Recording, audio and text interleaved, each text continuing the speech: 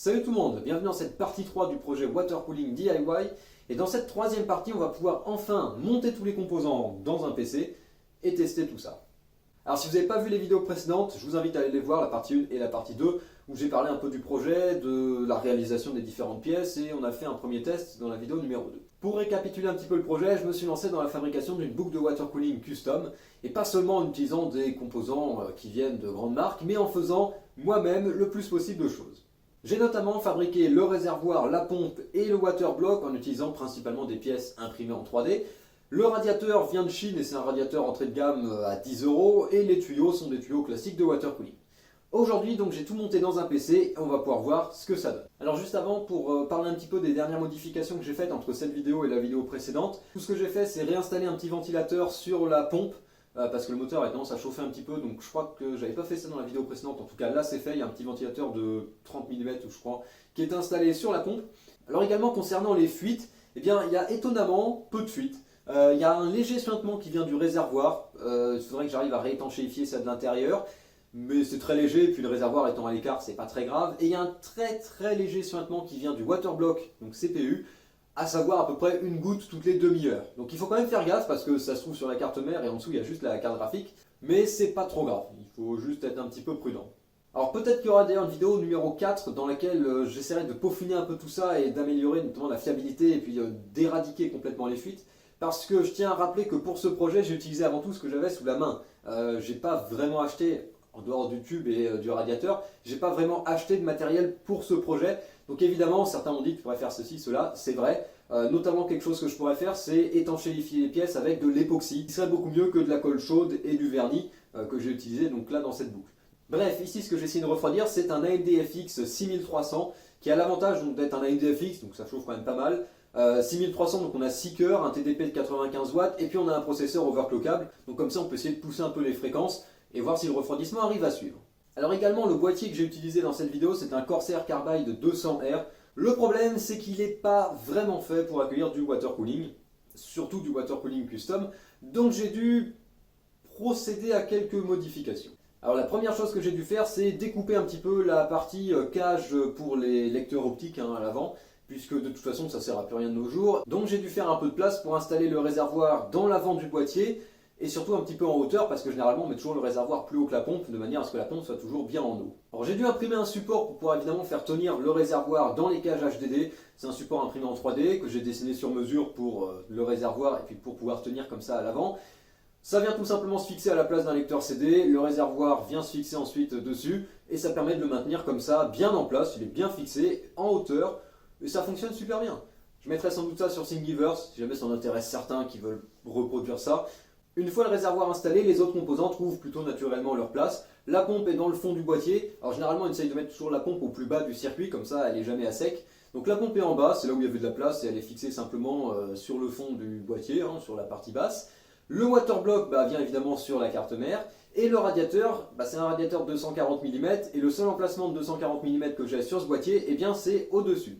Alors le problème c'est que ce boîtier, comme j'ai dit, il n'a pas vraiment été designé pour faire du water cooling, et donc la carte mère est assez proche du dessus du boîtier, donc il y a la place pour y mettre le radiateur de water cooling, mais il n'y avait pas la place pour y mettre les ventilateurs. Du coup, si c'est pas possible d'installer les ventilateurs à l'intérieur du boîtier, pourquoi ne pas les installer sur le dessus? Alors je suis tout à fait d'accord, dans le genre installation à la con, c'est pas mal.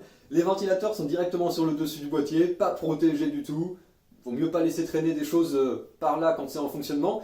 Mais c'était la seule solution que j'avais pour pouvoir installer les ventilateurs sur le radiateur de 240. Voilà, si ça rentre pas à l'intérieur, ça peut toujours passer en dehors. Je sais, c'est pas terrible, mais c'est comme ça.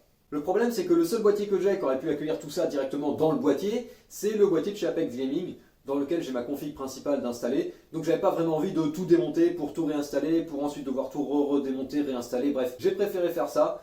D'accord, c'est pas la meilleure solution, mais au moins ça marche.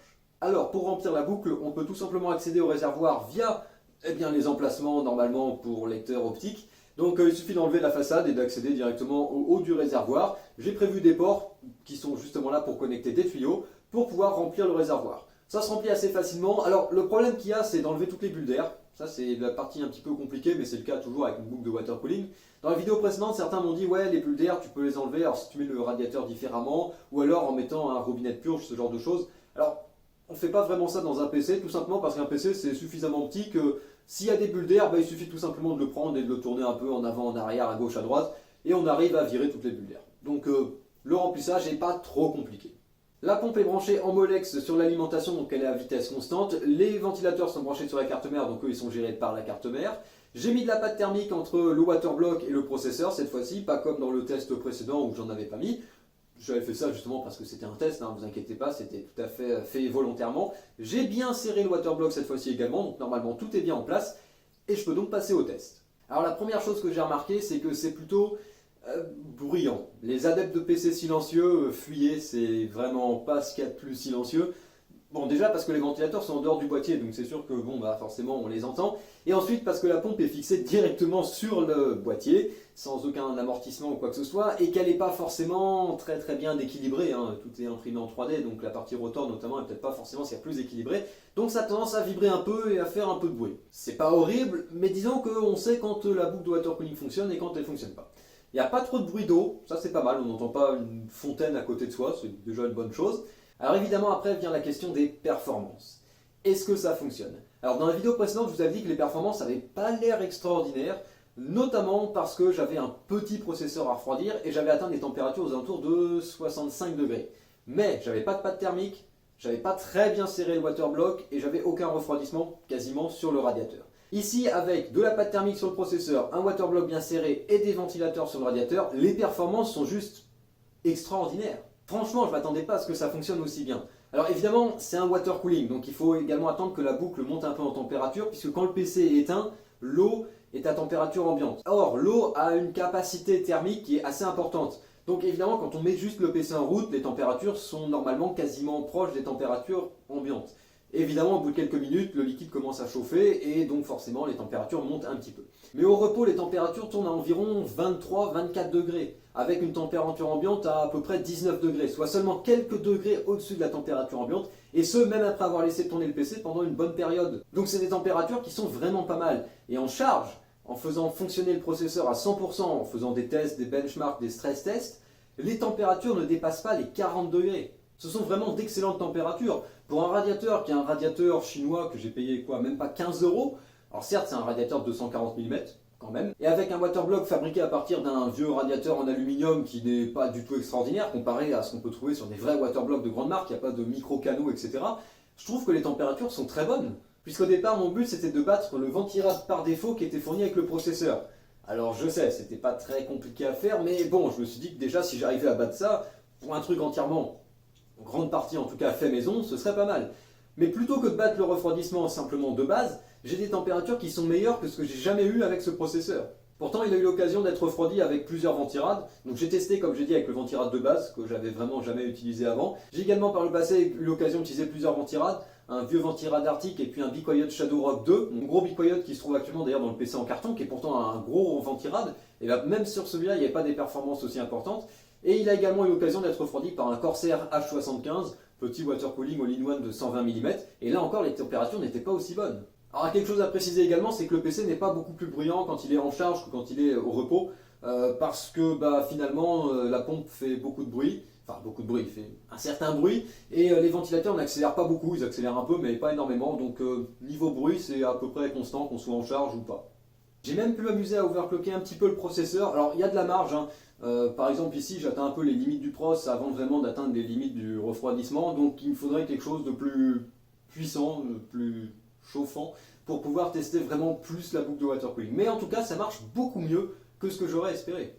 Alors il y a quand même un point que je tiens à préciser, c'est quand on a ce PC d'allumer, on n'est pas vraiment serein, c'est-à-dire que comme c'est fait maison et que les pièces sont imprimées en 3D, il y a des trucs de coller, il y a des trucs qui sont juste comme ça emboîtés et tout, on se demande un petit peu à tout moment s'il n'y a pas une fuite qui va apparaître. Et c'est pas vraiment, comment dire, reposant d'utiliser ce PC parce qu'on est toujours à être en alerte au cas où il y aura une fuite qui apparaîtrait, prêt à sauter sur le bouton pour pouvoir tout couper parce qu'on n'a pas envie de ruiner tout son hardware. Donc c'est un petit problème quand même, c'est que c'est pas facile d'être serein tout en étant à côté de ce PC. On a toujours un peu peur pour son hardware. Mais en tout cas ça marche. Alors comme j'ai dit, j'essaierai peut-être de faire une vidéo pour fiabiliser un petit peu tout ça dans le futur. Également on m'a posé des questions, pourquoi faire un water cooling, etc. En fait c'est plus simple de faire un water cooling que de faire un ventirad, si on veut le faire soi-même, parce que l'idée c'est de fabriquer quelque chose soi-même. Faire un ventilate soi-même, c'est très compliqué. Alors finalement, faire un water cooling, avec une imprimante 3D, on a de quoi faire. Certains m'ont également dit, hey, ça coûterait moins cher si tu achetais directement tout plutôt que d'essayer de faire soi-même. Alors, déjà, ce qu'il faut savoir, c'est que ce truc-là m'a pas coûté très cher, puisque tout ce que j'ai eu à acheter, c'est un radiateur et des tuyaux. Ça m'a coûté quoi, une vingtaine d'euros, puisque tout le reste est imprimé en 3D, enfin une grande partie des pièces sont imprimées en 3D. Je l'ai fait avec du filament Dailyfill qui m'a été envoyé dans le cadre d'un partenariat précédent. Sinon, le reste des composants vient de ce que j'avais autour, hein, le bloc en alu, la pompe, enfin le moteur de la pompe. Le seul truc que j'ai eu à acheter finalement, c'est un petit régulateur pour un petit booster de tension pour booster de 12 volts à environ, je crois que je suis autour de 18 volts sur le moteur de la pompe. Et c'est tout. Donc ça m'a pas coûté très cher. Et puis l'intérêt également, c'était de faire les choses soi-même. Si c'est juste pour acheter les composants tout faits et puis tout assembler, ça n'a pas vraiment d'intérêt. En tout cas, je suis content que ça marche parce que c'était clairement pas une chose assurée quand j'ai commencé à travailler là-dessus. Également, il faudrait que je trouve du matos un peu plus puissant, un peu plus performant, quelque chose qui chauffe un peu plus pour pouvoir vraiment pousser le circuit dans ses retranchements parce que là, clairement, bon, ça refroidit tranquille. Et puis comme j'ai dit, je ferai peut-être une autre vidéo dans laquelle j'essaierai de fiabiliser tout ça pour pouvoir potentiellement l'utiliser, j'allais dire peut-être pas quotidiennement, mais en tout cas sur des périodes un peu plus longues, et puis surtout pour pouvoir l'utiliser en étant un peu plus détendu. Voilà, merci d'avoir regardé cette vidéo et merci d'avoir suivi ce projet. Si vous avez aimé tout ça, n'hésitez pas à liker, commenter, partager, etc. Vous pouvez également aller faire un tour sur utip.io/goodwin pour soutenir la chaîne, le lien est dans la description. Vous pouvez me contacter à l'adresse mail goodwin8407@gmail.com. Vous pouvez également faire un tour par la page Facebook ou le compte Twitter de la chaîne, ça m'arrive de publier quelques trucs de temps en temps. Et voilà, n'hésitez pas également à utiliser les liens Amazon qui peuvent se trouver dans certaines vidéos si vous voulez soutenir la chaîne. Je pense que j'ai rien à ajouter, donc je vous dis salut à tous et à la prochaine.